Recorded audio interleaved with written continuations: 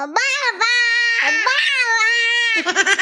For today's ganap nga, matan kami ng misa at Diyos ko, wala na kami napag-parkingan sa loob. Kaya naman dun na lang kami sa labas nag-park. Ay, Rugo, medyo malayo-layo nga yung pinuntahan naming pagpaparkingan dahil Diyos ko, sobrang dami talagang nagsisimba.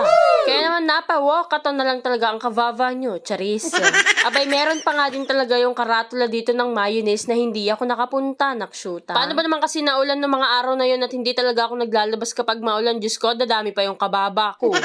Kaya naman for the stay put na lang ang kavava dun sa bahay. Papalapit na nga kami na papalapit dito sa simbahan at naririnig ko nang nag-homily ang father. Ay, Rugo, sabi ko na late na naman ang mga person. Pero okay lang yan dahil naabutan pa rin naman namin yung homily ni Father. Abay, sobrang nakakatuwa dahil unti-unti nang nabubuo yung simbahan namin. Fast forward nga mga kavava, after nga nung misa, pumunta naman kami dito sa kabilang simbahan at a-attend nga kami ng binyag ng inaanak namin. Abay, hindi pa nga nag-uumpisa, Diyos ko, ang chacha, urat na. Abay, syempre, niready ko talaga yung sarili ko dahil nga, Diyos ko, sandamakmak na naman ang kakainin natin neto.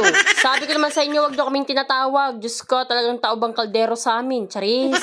Bago nga kami pumunta sa event, pumunta na muna kami nagbihis at dumiretso nga kami dito sa vulcanizing shop. Abay, private resort nga daw yung pupuntahan naming event, kaya naman hindi kami nag-alintalang dalhin itong salbabida ng chacha.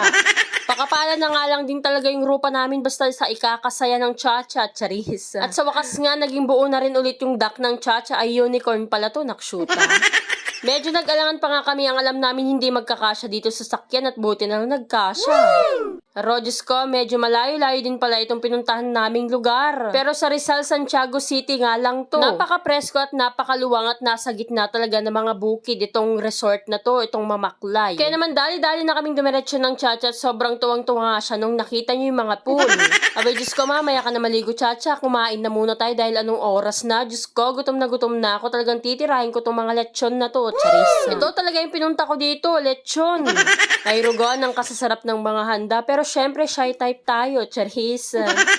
Fast forward na nga ulit, natapos na kaming magkain-kain dyan, kaya naman nagbabad na ang dada at ang chacha. O, loko, solong-solo nila yung swimming pool dito. Hindi nga ma-express ni Chacha yung tuwa niya dahil first time niya lang din talaga magsiswimming dito dahil natatakot ako baka kung ano mangyari. Medyo malikot pa man din siya.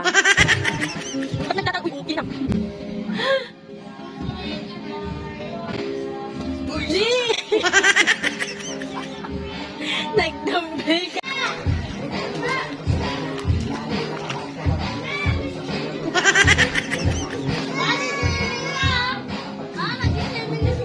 Tay, magbalik tumakter.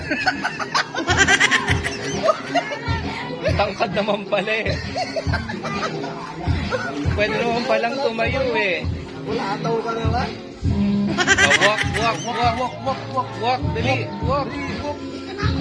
Yan, kaya naman pala. Oh. Alo. Ala. Oh. Higit na nga ako dyan at gusto ko na rin talagang magbabad ng mga oras na yan, pero Diyos ko, wag na dahil babakat yung mga hindi dapat babakat kahit wala, nakshuta. Dahil yung mga oras na to, Diyos ko, sobrang init na talagang tagaktak na yung mga pawis ko kanyan. O diba, sa sobrang likot ng chacha, muntika na naman nalaglag. Abay, iniwan ko na nga muna sila doon dahil tagaktak na rin yung pawis kong nagbabantay sa kanila, kaya naman dito na lang din ako sa kubong tumambay.